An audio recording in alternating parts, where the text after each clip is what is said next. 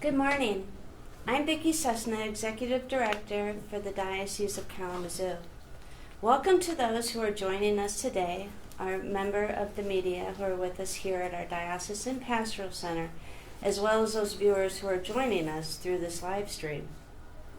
Today, the Michigan Department of Attorney General released its report on the Diocese of Kalamazoo's handling of clergy sexual abuse cases. An investigation that was launched in September of 2018 under then Attorney General Bill Schuette and continued under the current Attorney General Dana Nessel. Today's report is the third of 7 diocesan reports that are expected from the Attorney General's office. The report on the Diocese of Marquette was released in October 27, 2022, and the report on the Diocese of Gaylord was released this past January 8, 2024. The Attorney General states in her report that the allegations are summarized here, and their inclusion does not reflect a determination by the department that the allegations are credible or otherwise substantiated, nor indicative of a crime. The allegations included in the report include incidents involving both children and adults. The Diocese of Kalamazoo takes very seriously the protection of its children and youth, and all people. As such, last month, on April 18th, we announced updates to our child and youth protection policies. One of those significant updates included the publication of a list of individuals who, in the judgment of the Diocese of Kalamazoo, have been credibly accused of actions that disqualify and prohibit them from working or volunteering with children or youth. This list and all our materials and resources related to today's announcement and all child protection policies may be found on our diocesan website. In just a few moments, I will invite Bishop Edward Losey to offer his remarks. Following Bishop Losey's remarks, we will have a brief time for questions.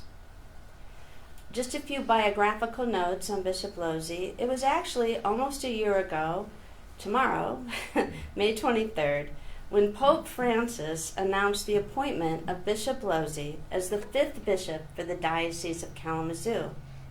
Bishop Losey was ordained our bishop on July 25th and has served as bishop of the diocese for these past 10 months. As a reminder, the Diocese of Kalamazoo consists of 59 Catholic parishes and missions, as well as 21 Catholic schools within the 9 counties of Southwest Michigan. Bishop Losey has been a priest for 35 years and was ordained for the Diocese of Erie, where he served up until his ordination last July. He earned his doctorate in canon law and also has an extensive background in child and youth protection, having led that office for the Diocese of Erie. It is my honor now to welcome Bishop Losey to the podium. Thank you.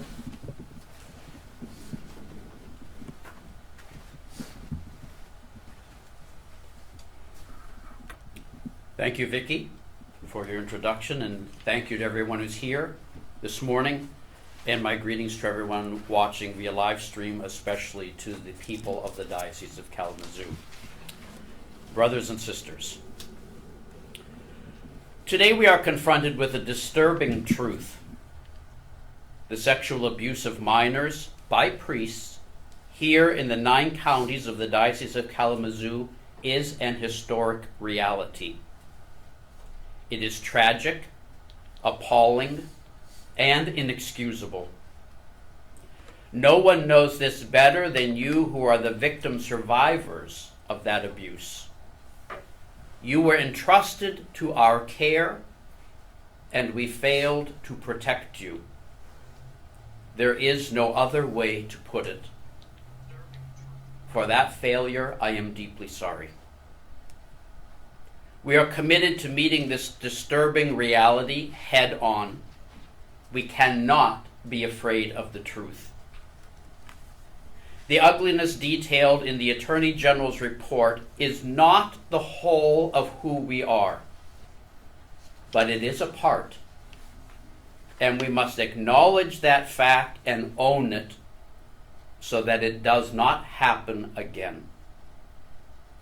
I am grateful to be able to say that there is no priest of the Diocese of Kalamazoo active in ministry with a credible allegation against him concerning the sexual abuse of a minor. It is difficult to read the allegations indicated in the Attorney General's report. Although the report clearly states that it makes no determination as to whether or not the allegations are true, we realize, sadly, that many of them are true. The priests who are credibly accused left behind them a wake of human suffering and pain that quite simply does not go away. The suffering inflicted by these priests lasts a lifetime, and that suffering affects us all as the body of Christ. To you who suffered abuse at their hands, I know that we will never be able to make you whole again. Only the Lord Jesus can do that. But we are committed to doing what we can.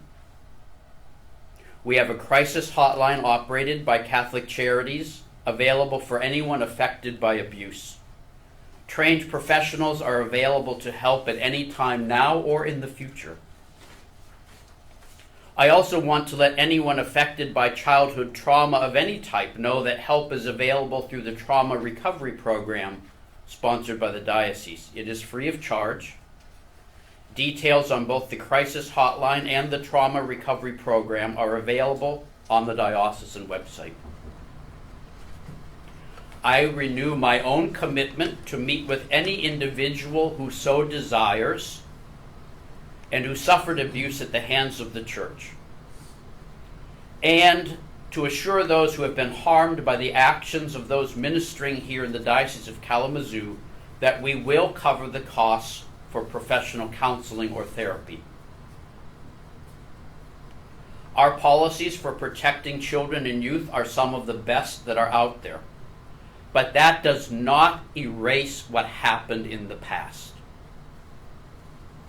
We continue to strengthen our efforts to protect children and youth and to educate people to recognize signs of behavior that puts youth at risk.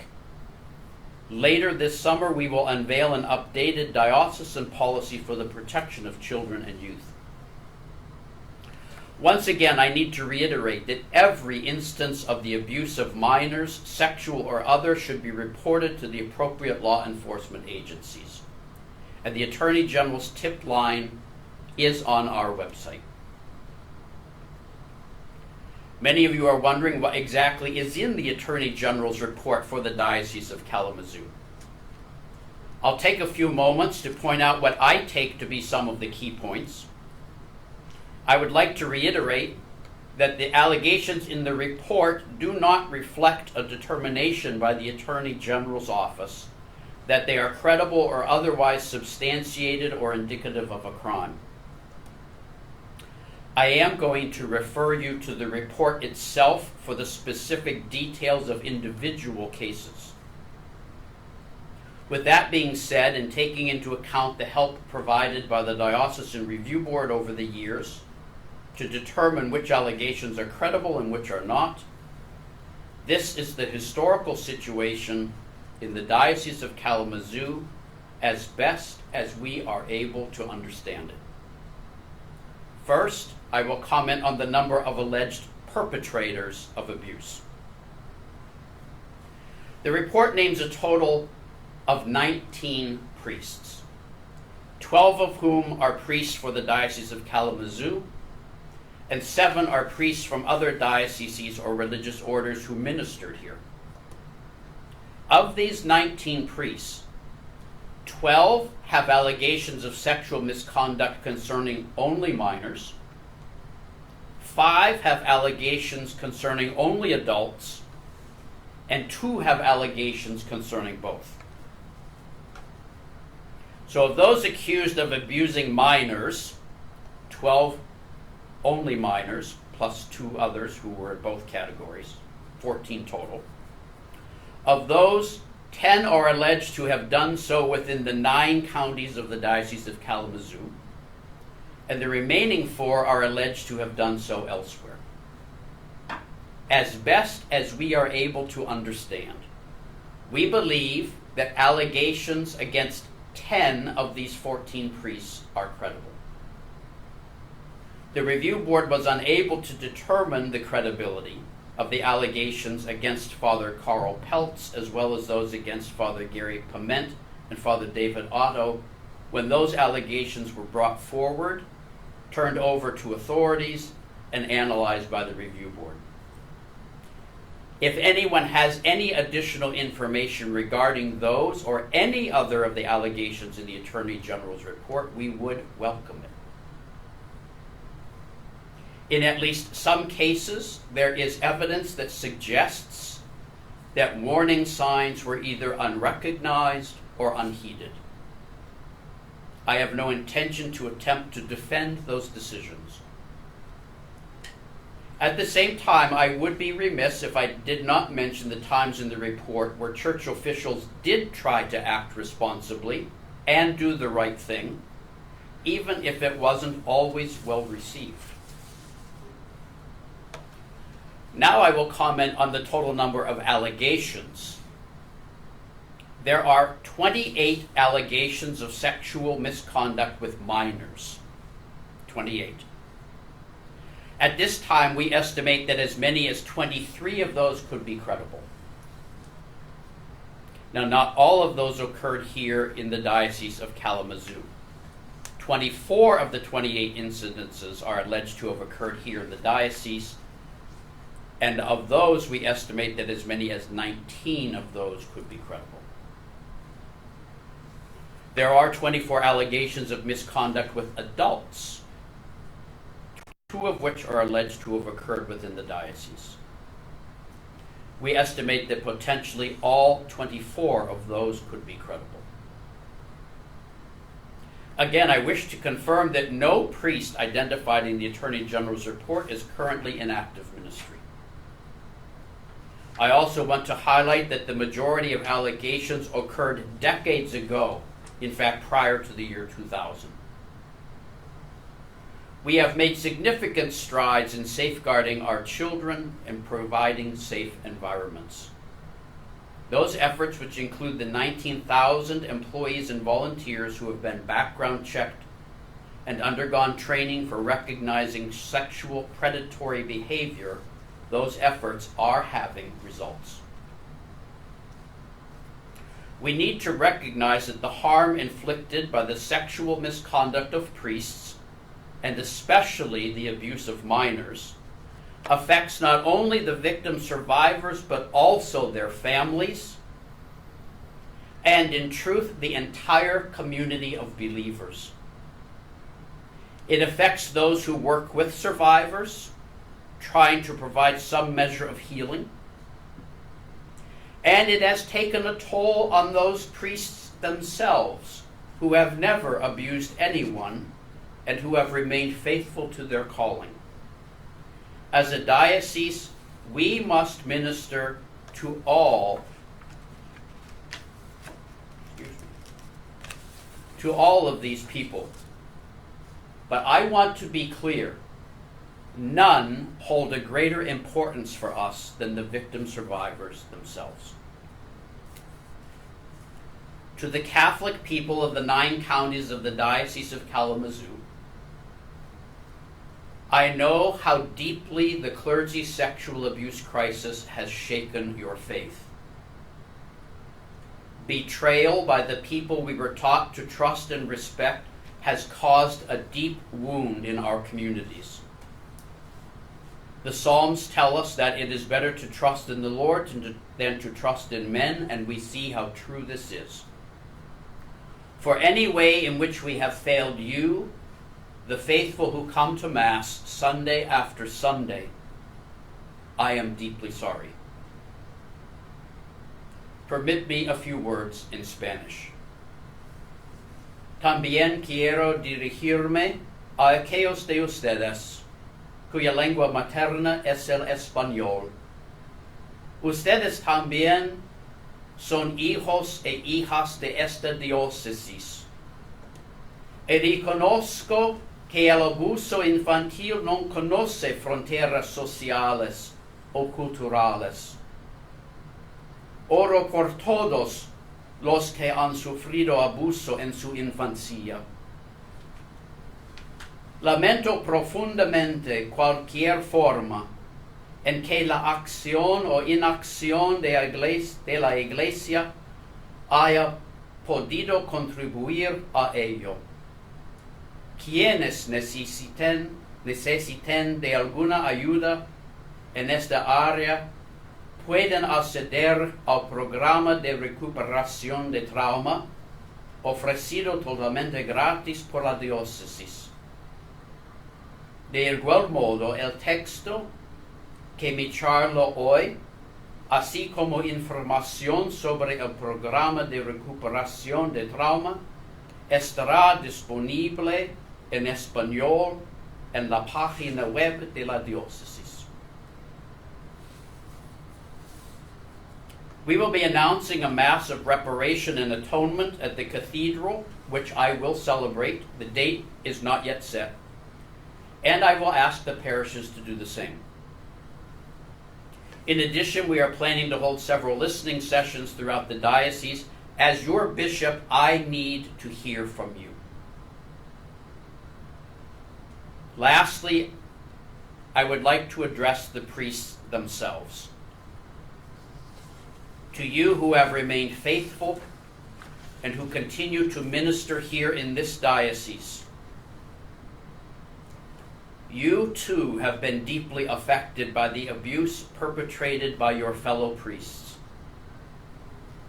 Most people will never see the suffering you bear within your hearts because of that betrayal. But I need you to know that I do.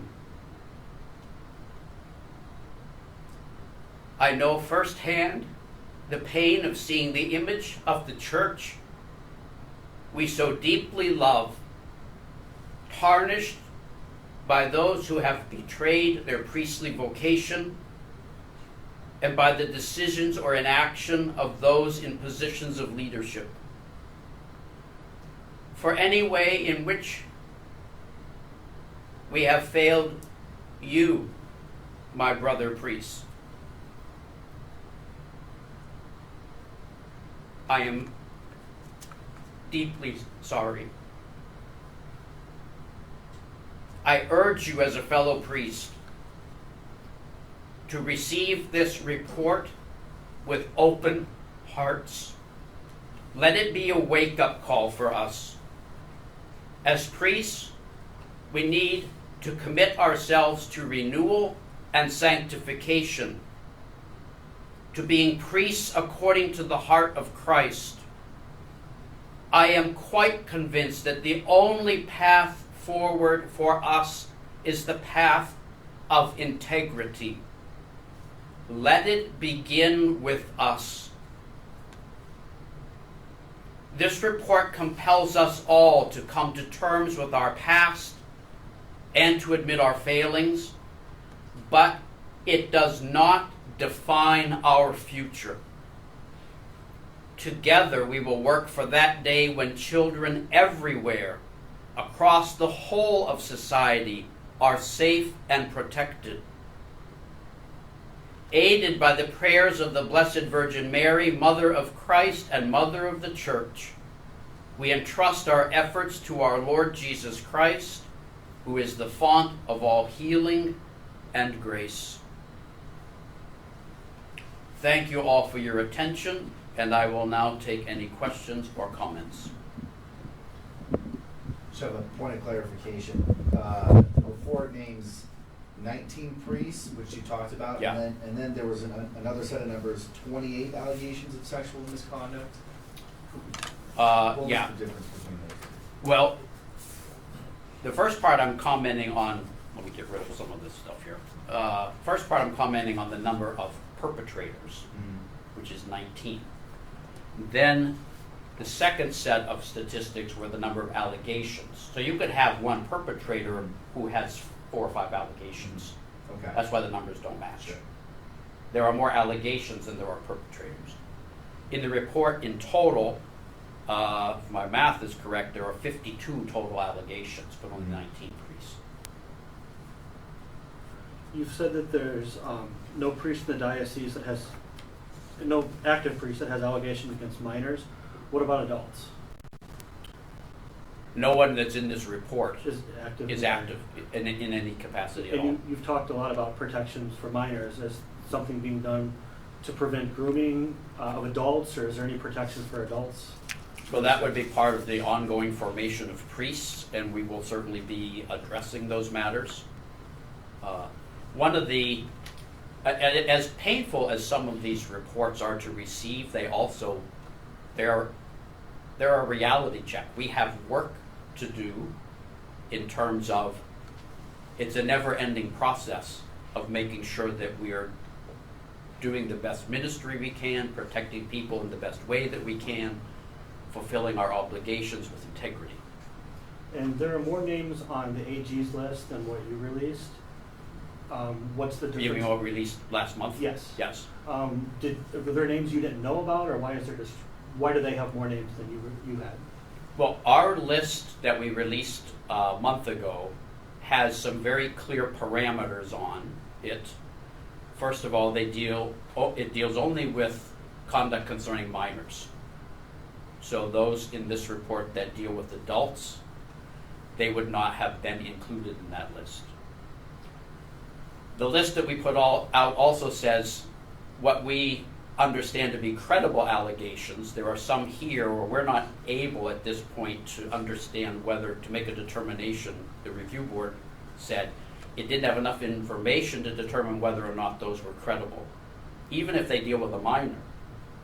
That's why if anyone has additional information to shed light on those cases, we would welcome it. If that additional information enables us to determine credibility, then they'll go on the list. All of the people in the Attorney General's report are now on that website. Is that live now? It'll be live shortly. Yeah. So we wanted to make sure that all the people in the Attorney General's list are on the exact same web page. They may or may not fit the parameters of that other list. The important thing to us is that their names are on that page. In a similar vein, is there anything that surprised you when you looked at the Attorney General's report?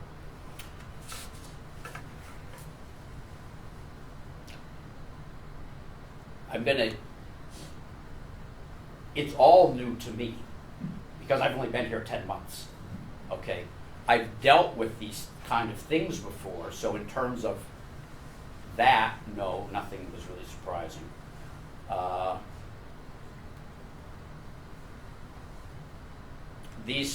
All these allegations are things that have been looked into by the diocese, so I don't think there was anything, to my awareness, that we weren't aware of ahead of time in terms of like, wow, that name came out of the blue, we didn't know anything about that. I don't think that happened. You say in some of the allegations, you listed one where there's like 28 allegations, and the church believes that 23 of them are credible. What were some of the differentiating factors for you to say these ones seem credible versus these ones? Well, those were determinations by the review board going back quite a number of years. And the law enforcement, the reports we got from law enforcement, and all the information that the review board had in front of them. You know, sometimes you just simply, you have the stuff here, but there's just not enough information to say one way or the other. It could have, it could.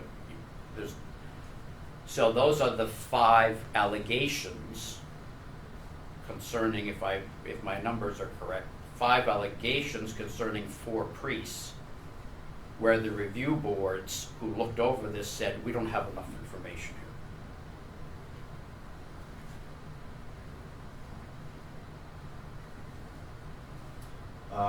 You mentioned last time we spoke that you were in the process of kind of completing the sweeping reform when it came to child abuse prevention policies. Just curious if this report will do anything to influence that, or you've already been well into the process. It was going to finish sometime in the summer, and where things stand with that, I guess, too. Well, we just had a meeting yesterday, actually, that group working on this. Does this report influence that? I don't think it could help but do that. But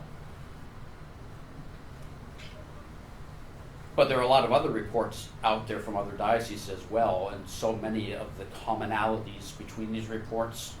Like, for example, you said, did anything surprise us? Well, I went through the Pennsylvania grand jury report, and that was pretty comprehensive, in terms of just its disclosure on activities and human nature and sinful things. So all of these reports are informing our revision. And this one will have its own contribution, I'm sure. Just following up on my last question, when you kind of talked about there were certain allegations that seemed more credible than others. Being that none of the priests are in ministry right now, I guess, is it fair to take those priests out of ministry if they weren't deemed in that pool of the allegations being credible? I will tell you that the question you are asking is asked by quite a number of people. I have heard this question before. These people, as far as I know, are all deceased. So, at that point, the question is moot. I can't provide a definitive answer to your question because that is a highly debated point.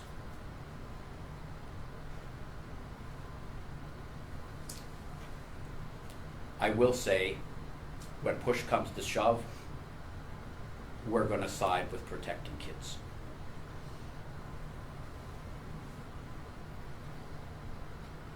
We kind of talked about this last time too, but now that we have this report, I want to revisit this. How would you define public perception of the Catholic Church, and how reports like these attempt to repair that perception? There is no question that the level of moral credibility has been severely weakened in the last 20 plus years.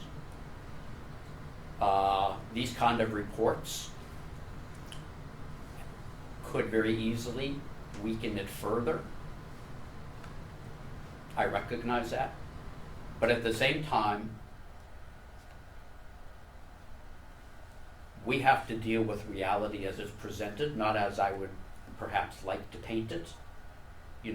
I can't look at life through rose-colored glasses. This is the truth. We have to confront the truth head on. There is no other path forward other than the path of integrity, and that means confronting the reality of who we are, good and bad,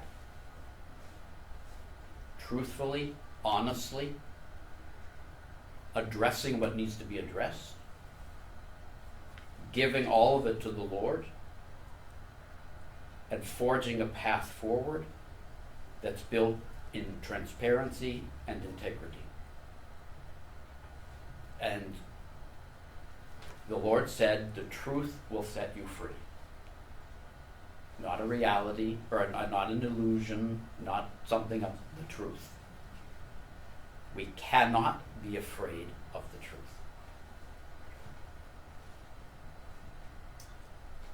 One more for me. You said most of the allegations of abuse came from before 2000. Yeah. Of the 19 priests who are facing accusations, how many of them were potentially committed their act before they came here, and why might that not have shown up on a background check? Or is that even Well, the case? Before 2000, there really, as far as I know, there really weren't background checks. Yeah. It wouldn't have shown up. That being said, it doesn't mean that there weren't indications there that perhaps should have been paid attention to. Background checks are a relatively recent thing, and I will say they are not foolproof. you know. Just because someone passes the driver's license test and gets the license doesn't mean that they're not going to go out and drive recklessly, you know. So they are an important tool, and we certainly intend to use them as best we can. But that has to be partnered with lots of other things, you know. It's not just, so that's one piece of a big toolbox of trying to vet and assure that the people ministering to our kids are safe.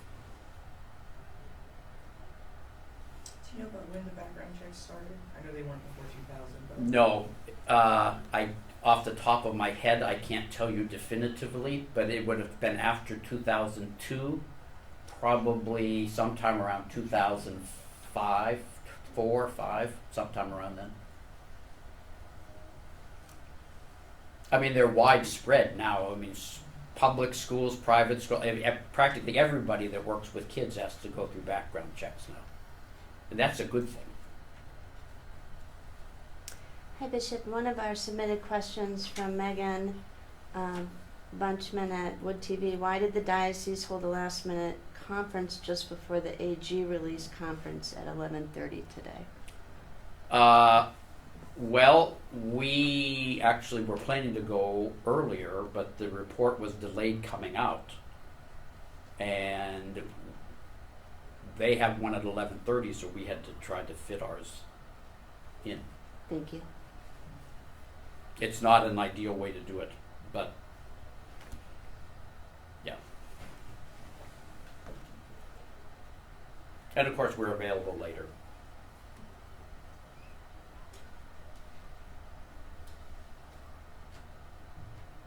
Anything else? Okay, well, I want to thank all of you for being here. I want to thank the people of the diocese. And we are relying on everyone's prayers. This is dealing with child abuse especially. It's everywhere in our society. We have got to be willing to talk about it, to address it, to acknowledge it, and bring it into the light if we're going to make any progress at eradicating it. So, thank you for being here, and like I said, we commend everything to the prayers of Our Lady and through Christ, who is the font of all healing. Thank you.